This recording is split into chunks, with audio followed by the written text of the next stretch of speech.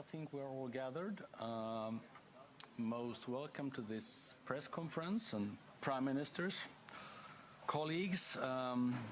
Today I have gathered the prime ministers of the Nordic and the Baltic countries here in Sweden, here at Harpsund, together with Poland's prime minister as our special guest.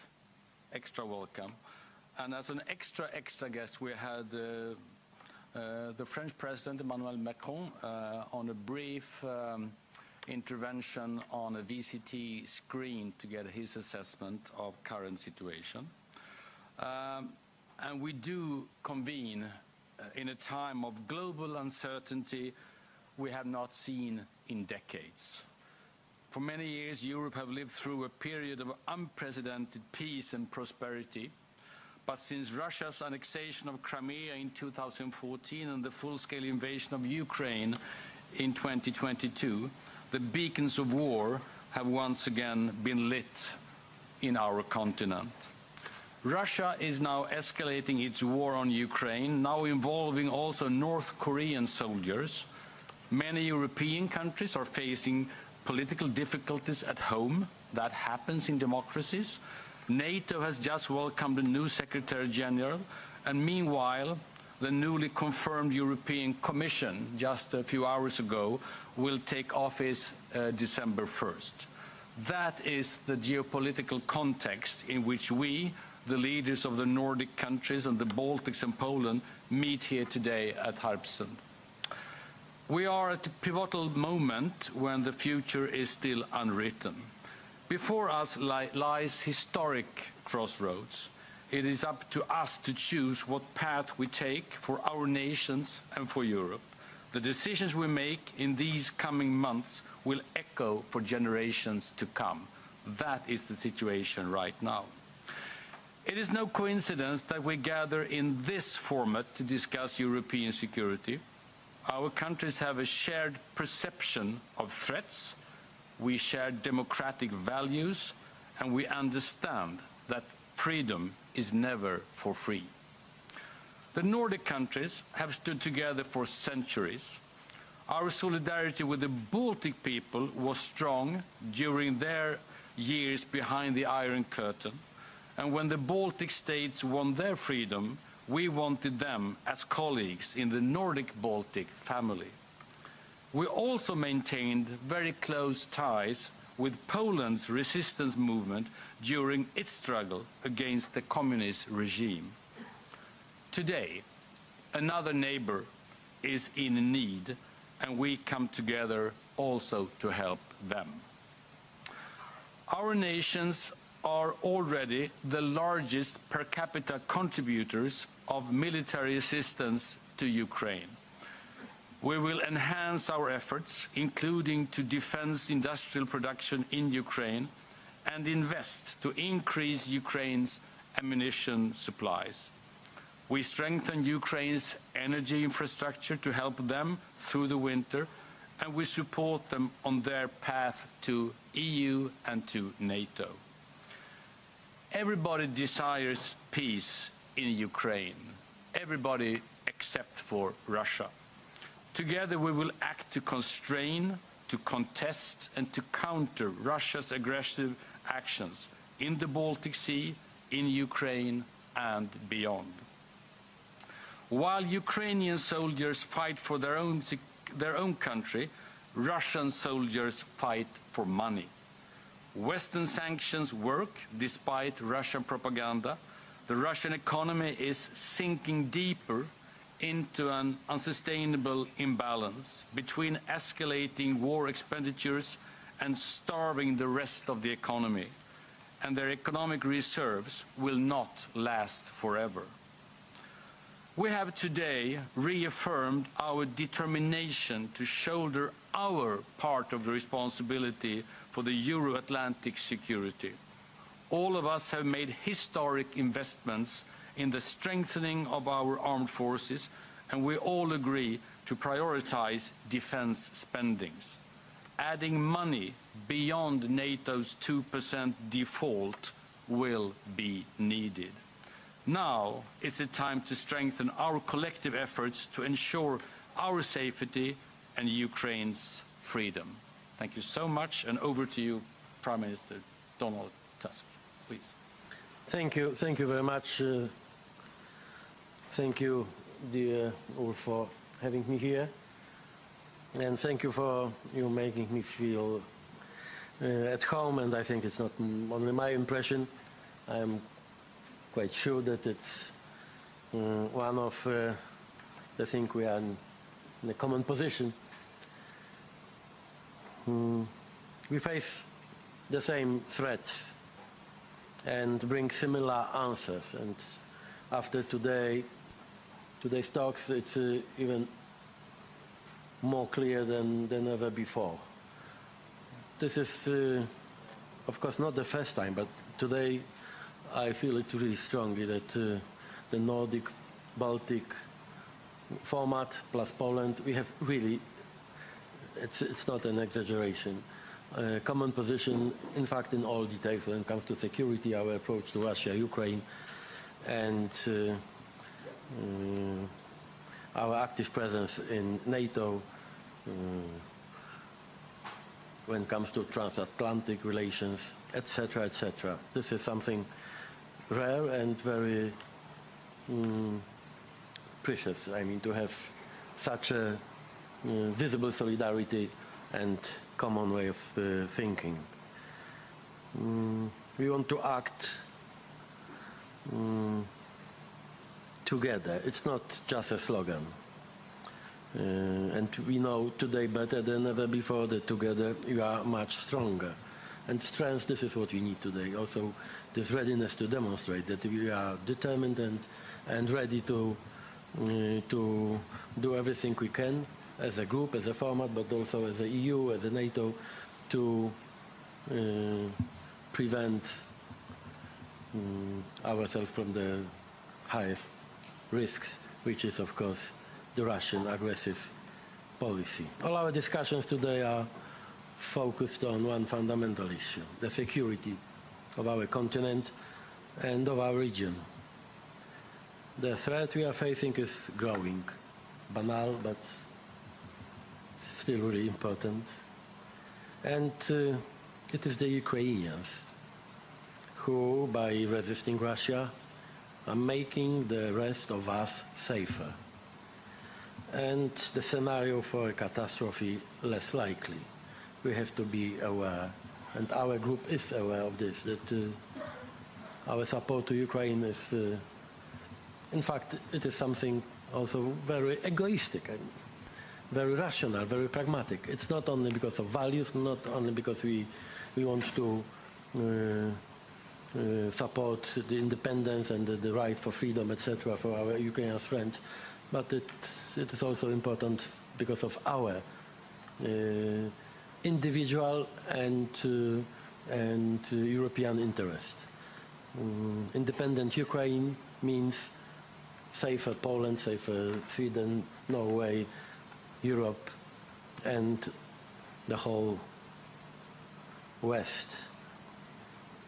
And this is why we cannot fail in our support for Ukraine. It must be clear, if Ukraine loses, we all lose. Today I will warn everyone against the illusion that agreeing to Russian conditions of a ceasefire, such as neutral Ukraine, demilitarized, accepting the hitherto annexation of Ukrainian territory, would stabilize the situation in the whole region and prevent us from the threat of World War III. Quite the opposite. Our capitulation or lack of support for Ukraine, this is the obvious way to deepen the crisis and threats and risk for all of us. I will call on colleagues in the EU, also during the Polish presidency. We will start our rotating presidency in January, to increase our joint efforts aimed at supporting Ukraine militarily, financially, and politically. We are at the forefront of EU sanctions against Russia and Belarus. We are pushing for seizing Russian frozen assets. Our countries are united when it comes to tackling hybrid attacks, including at our borders. In Poland, this is something very visible and painful. The activities of the Shadow Fleet in the Baltic Sea, working to prevent disinformation and enhancing the resilience of societies. The Baltic Sea region has become an arena of far-reaching geopolitical changes. The war has entirely transformed the reality of our region and the whole Europe. Nordic and Baltic countries are our closest partners and allies, especially in the context of defense and security. When it comes to our cooperation in the field of defense, armaments, Poland, Sweden, Finland, Norway, we all have a long and good tradition of our cooperation. We share the assessment of the security situation, including concern for critical infrastructure and strategic resources along the Baltic Sea.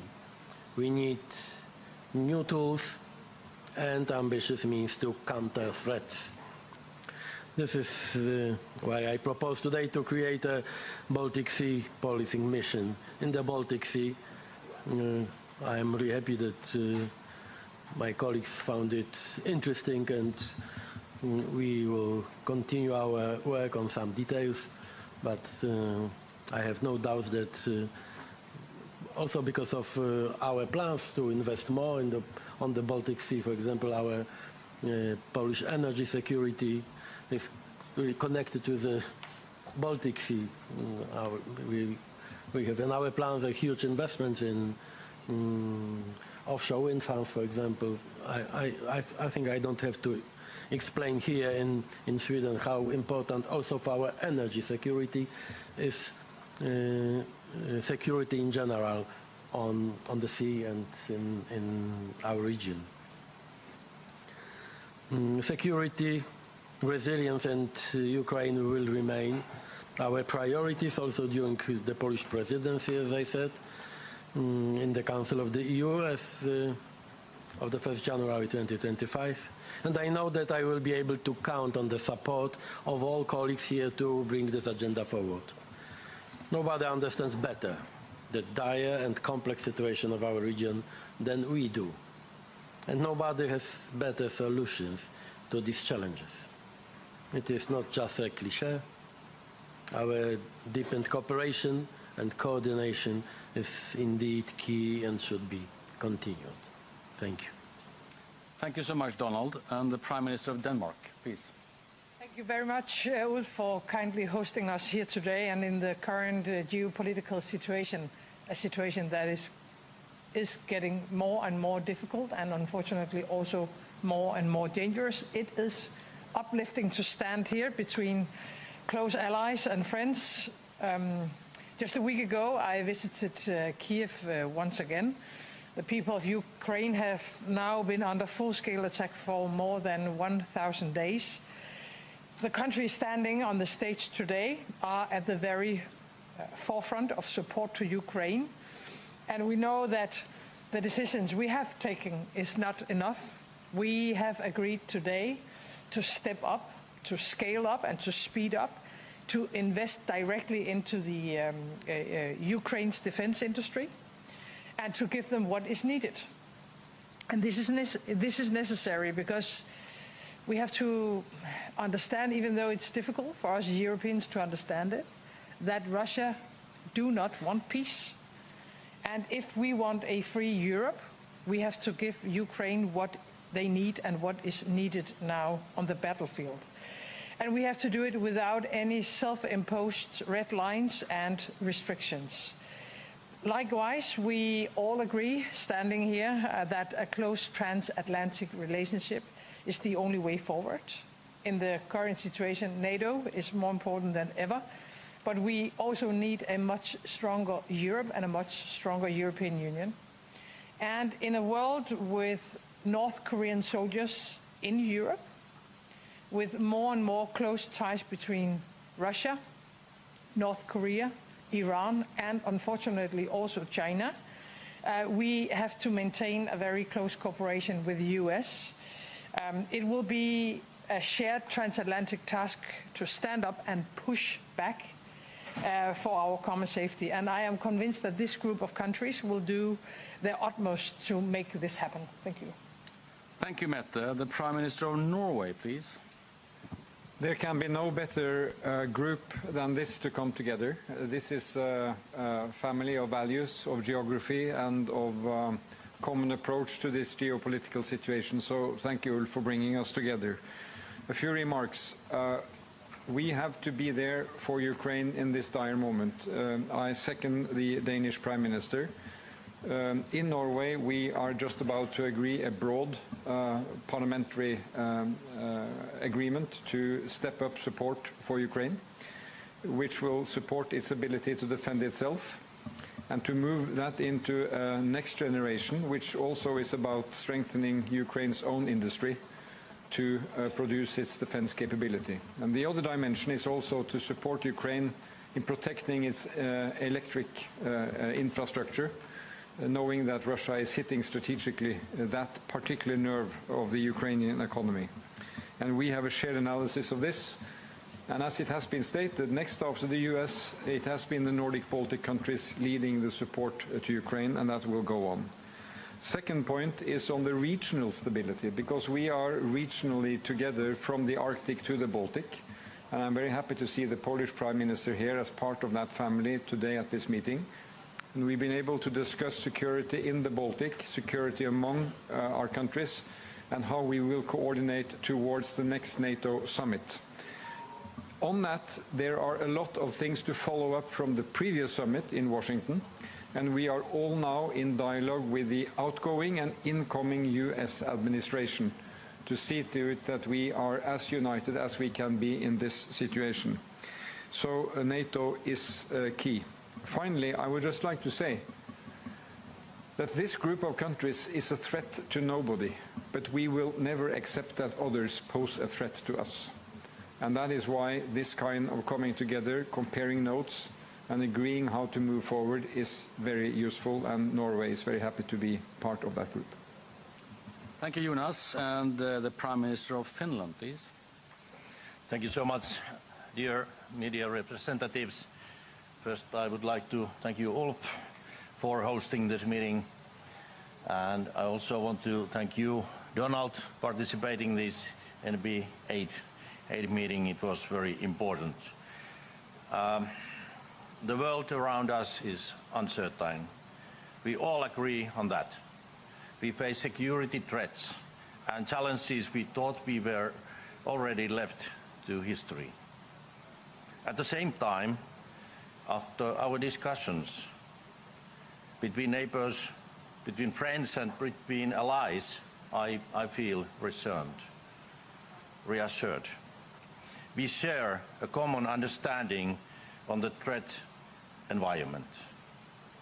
And our key message from here is our support to Ukraine is strong and unwavering. Dear colleagues, dear friends, allies, when something happens, we act quickly and we act together. Our authorities cooperate seamlessly. Security in Europe, security in the Baltic Sea region is the very end at the core of our existence, our sovereignty. Therefore, it is crucial that we are ready to work together to bear our responsibility, to boost European preparedness and to strengthen European defense and deterrence. Thank you so much. Thank you, Petteri. And the Prime Minister of Estonia, please. Dear colleagues, dear journalists, from my side too, thank you, Ulf, for hosting us and this warm welcome all 2 days. I think this is a great format to bring us together and discuss common challenges affecting this region. My first and main message is that we had to do more for our defense. The 2% defense spending benchmark is probably not enough for implementing NATO's latest defense plans. Good plans mean usually nothing without being backed with real troops and capabilities. Therefore, if we want to be taken seriously the defense spending minimum needs to be raised to at least 2.5% for all NATO allies. We need to show the same kind of decisions and unity here as we have shown in our support to Ukraine. There are two sides of the same coin. Secondly, we cannot make any concession to our support to Ukraine. We need everything we have to maintain the pressure and raise the cost of war to Russia. Estonia supports Ukraine with 0.25% of our GDP in next 4 years, and everyone should. An aggressor cannot be allowed to rewrite the European security architecture. And finally, within a few weeks, I am happy to host many of you in Estonia at the GEF Leaders Summit. With ongoing Russia's aggression and increased hybrid activities, regional unity is more important than ever. The GEF Summit in Tallinn is a good opportunity to continue our today's discussion and further strengthen this vital cooperation. So once again, thank you all for hosting us. Thank you so much. And finally, before the November temperature takes over this room totally, the Foreign Minister of Latvia, please. Thank you so much. And indeed, we had a very good discussion on the three main priorities that we all have as very like-minded transatlantic states with large defense spendings, which was one, making ourselves stronger and more secure, and that applies to the discussion on NATO, capability targets, internal security, resilience, critical infrastructure. Second priority, clearly degrading Russian military capabilities, but also constraining Russia per se at large, including on the global outreach and making sure that what we do as democratic free countries actually is known around the world, and we have those global engagements, and we use our instruments as Nordic, Baltic and Polish allies, but also within the EU and NATO to make sure that our narratives and not the Russian narratives or Chinese narratives are the ones that are heard around the world. And the third, and as important, is support to Ukraine as a Nordic-Baltic bloc. We are the second biggest provider of military assistance after the US, and indeed with Poland ever more important, and that will continue. We are doing that for ourselves, for our societies, for Ukraine, for what we believe in. And that's freedom, democracy, and the way of life we want to live. I thank you. Thank you so much, Barbara. Thank you, and the floor is open. We'll go over to questions, and we will start with TT. I ask everyone to keep it short and tell who you're directing your question to. TT, David Hjort. Hello. So this question is primarily for Mr. Tusk, but anyone else can also add in if you like to. Do Poland and the European Union have the ability to give enough support to Ukraine if the US withdraw its support? What can you do to convince US President-elect Mr. Trump to keep on supporting Ukraine, and do you trust him? Please, Donald. It's obvious that Donald should trust another Donald. You know, we have no other choice, I think. Europe must be, and I think it's clear, not only among us, but also our colleagues, everyone who was in close contact with the president-elect is absolutely sure that this is what we need today. I mean, to build Europe again smart and self-sufficient and ready to, if needed, also to replace at least a part of American support for Ukraine.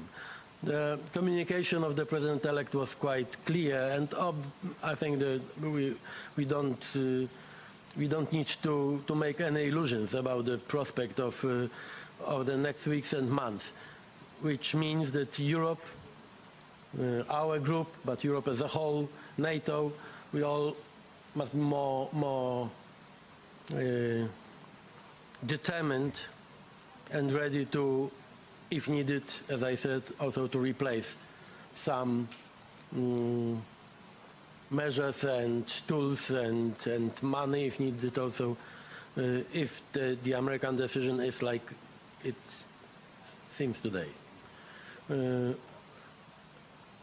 We should treat it as a chance, not as a threat. Okay, sometimes we have different opinions and different views than President-elect. It's something normal. But the fact that we need more European approach, at least it's for me, it's obvious, we should treat it as a chance. Because, in fact, no one will replace Europe in our first and the most important duty. It's our security. Because, frankly speaking, you know, the problem is that we are not talking about Ukraine only, and not only about Russia. Now we are talking about our security. If you want to prevent the Third World War, if you want to prevent another phase of Russian aggression, you have to think about yourself as a strong enough, determined enough, and there's no even single reason to have complexes as a EU, as a NATO, as also this group of our countries. If you compare our potential with Russia, there's no reason that we should be afraid or to think about how to capitulate or how to sail Ukrainians' interests against Russia. There's no single reason, only mental one. I mean, and this is our role, I think, and I'm not the only one here to show to the rest of the world, but also Russia, that we are ready to act in a much more solid and, if needed, brave way. Thank you. We'll go to Sonia Otvinovska from PAP. So I have a question both for our Polish Prime Minister and the host of this meeting, so Swedish Prime Minister, and I wanted to come back to this issue of Navy policing system for the Baltic Sea. So I understand that all of the leaders are more or less in favor of this proposal, and are you going to raise it, for example, during the upcoming European Council? And a second question, a quick one, is today's meeting an indicator that this format with Baltic and Nordic countries might, in some foreseeable future, also include Poland? Well, if I start off, I mean, we have had a very good cooperation for quite some time now. All of you might not know the fact that before the formal European Union Council meetings, we meet together in a formal sense, well, informally, but in a very formal sense, to really to see to what extent we can join efforts together. So that's a good example. Another good example is that if you combine the Nordic and the Baltic and the Polish contributions to Ukraine, we are actually second biggest after the Americans. So that kind of, it suggests to some extent the unity we have. In terms of the Polish suggestion or idea, I mean, decision-making processes are slightly more complicated than meeting here at Harpsund. I have to say that, not to disappoint you, but still. But there is an obvious kind of reason behind that idea. We have the air policing system, and for obvious reasons, and quite a few of you know about that, we have problems also on the surface and beneath the surface in the Baltic Sea. So there is a good reason to discuss this very, very carefully and very positively. Frankly speaking, this is nothing new. I mean, this format, if I remember well, thanks to Peter Jorpo, I am in fact a permanent part of our common preparation before every European Council meeting, and also Mette was very active to build this format to be more representative for the whole region, and I'm really happy that that I can be sometimes so helpful in our discussions. The main reason is, of course, an objective interest of all of us. It's not only our friendship, sympathy, but it's so obvious that the group of countries that we have only common interest today, especially in the field of security. And this is what we will, of course, we will continue our cooperation in every aspect, also during our European Council meetings, during the Hague NATO summit, etc. It's nothing new, and it will be continued for sure. Rasmus Butchell, Danish Radio. I would like to ask about the joint Navy program as well. You said you want to launch it to stand against the Russian threat. The timing is interesting. Do you thereby say that Russia could be responsible for the Chinese ship? And talking about the Chinese ship, if they won't allow you to do an investigation, will you in the end be ready to forcefully investigate and enter the ship? To me, the question. Okay. The idea to have a more effective control on our sea, it's to prevent this kind of threats. I am not here to judge who is responsible for this act. My private opinion, but it's my private opinion, is that if something looks like sabotage, it's a sabotage. But maybe it's just maybe I'm oversensitive. But because of our Polish experiences with some act of sabotage on our territory, in fact, it's our daily experience now. And with a clear traces that the Russians are, at least are engaged in this series of acts of sabotage in Poland. We have no doubt. It means that as a Polish Prime Minister, I want also to feel much safer when it comes to Baltic Sea. There's no direct connection between this initiative and the latest facts on the sea. But anyway, I think it would be much better for all of us to have a full control on our also our territorial waters. Well, I have no more further comments today compared to yesterday, but as I said yesterday, we are in contact with China from the Swedish side, and that continues. And we have also agreed to join efforts between the affected countries in the investigation. So that's all the information I can give today. Please, Petri. I just want to thank you, Ulf, and Sweden for your leadership on this issue. This is very, very sensitive question, but it's clear that now we have to give time to the police and authorities to investigate. But it's crucial that today we have joint team to investigate this issue. And once again, thank you so much for your leadership. Thank you. Please. Thank you. Next question, Ila, Finland.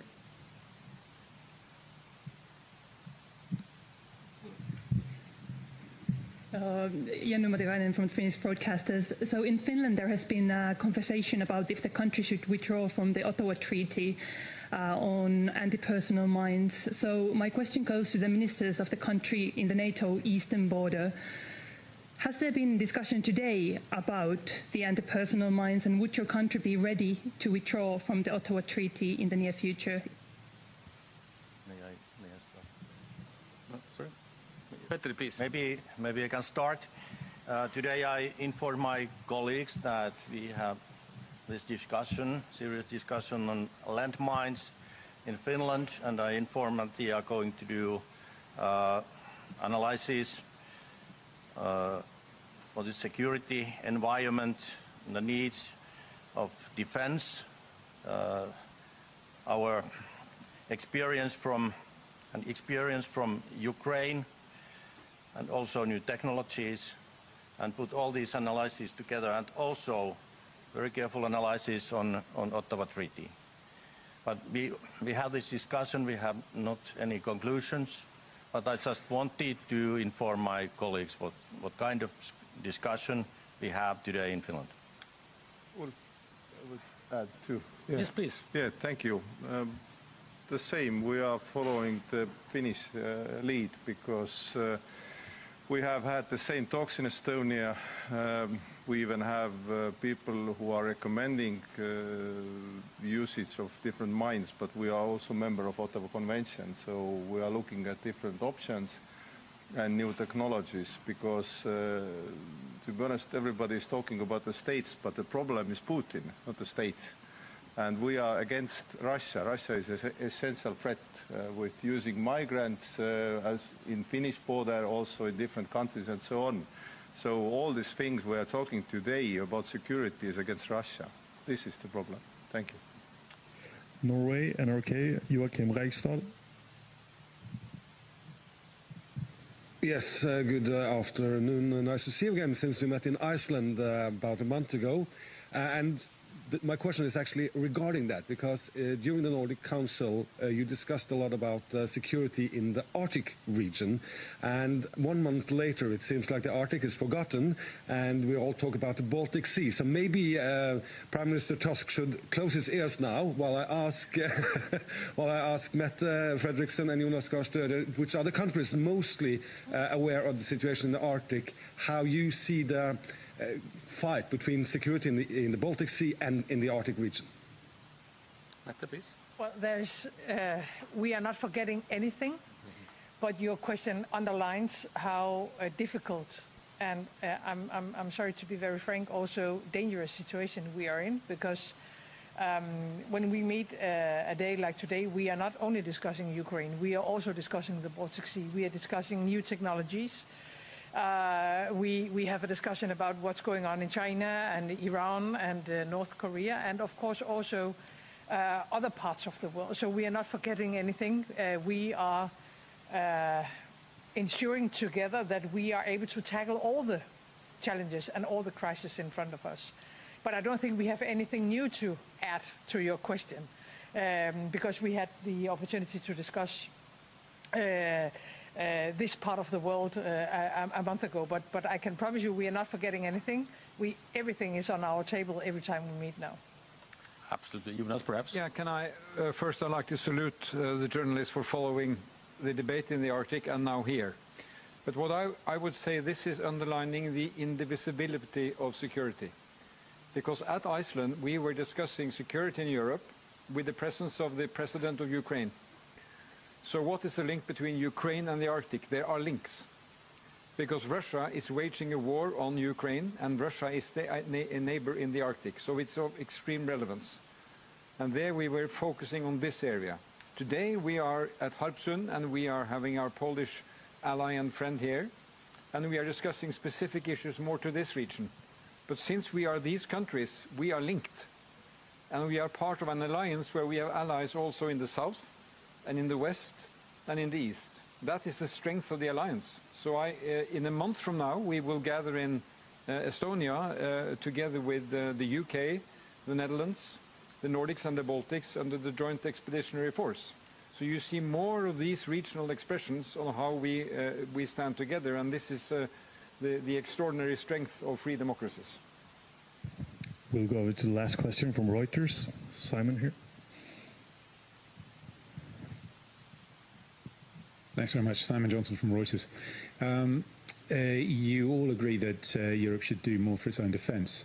Can you say a little bit more about what you mean by that? Is it just a question of money? Is it simply a question of raising defence spending to 2.5% of GDP or 2.6% of GDP? And is Europe only able to act through NATO, or has this got a political dimension? Can Europe do more for its own defence by having its own defence structures? That was a broad question to a broad group of people. I don't think we have time for everybody to reply.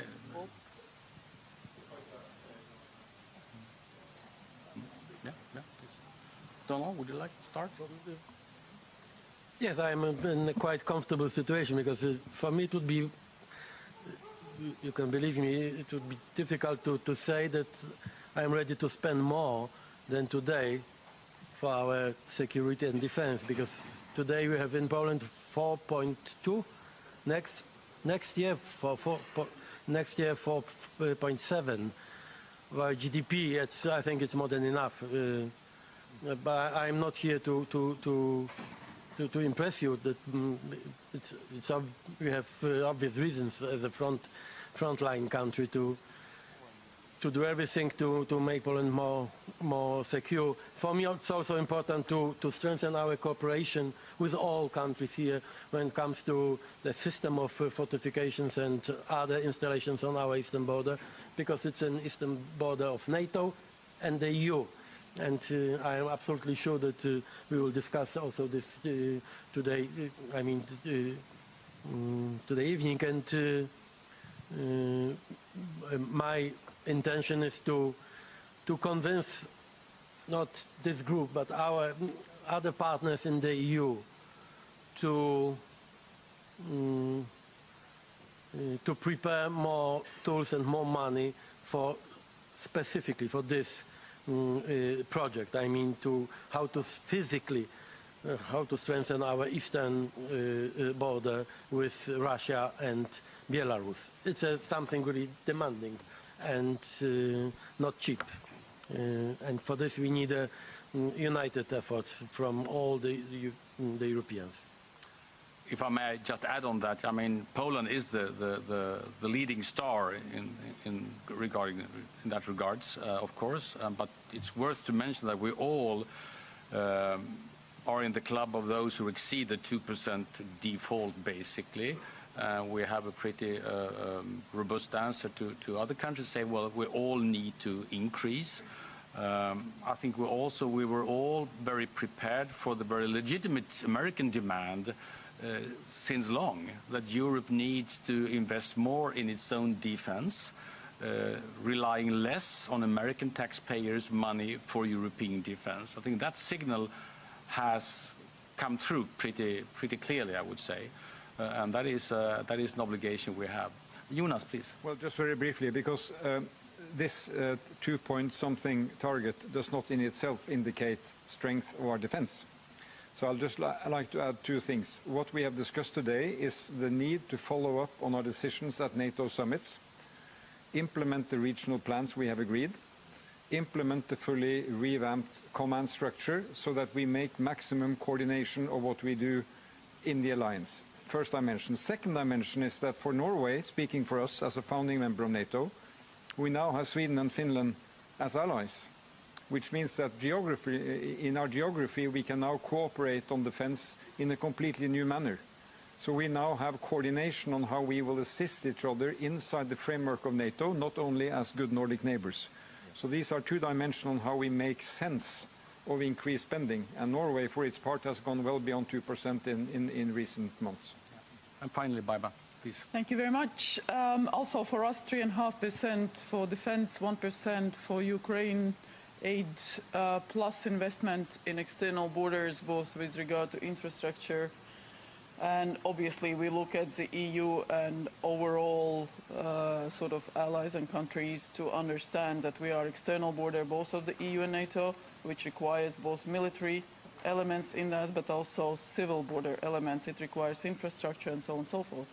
And what has happened with the sanctions implementation, that we expect all the countries in the middle of the EU to be very robust in implementing their obligations with regard to sanctions due diligence, because otherwise the burden is on the external countries on the border. We are the ones then at the end who have to carry that burden, checking all the customs declarations, checking the goods, checking the codes, the final destinations, and it's a big burden. Our customs, our border guards are really working overtime. So there are various elements.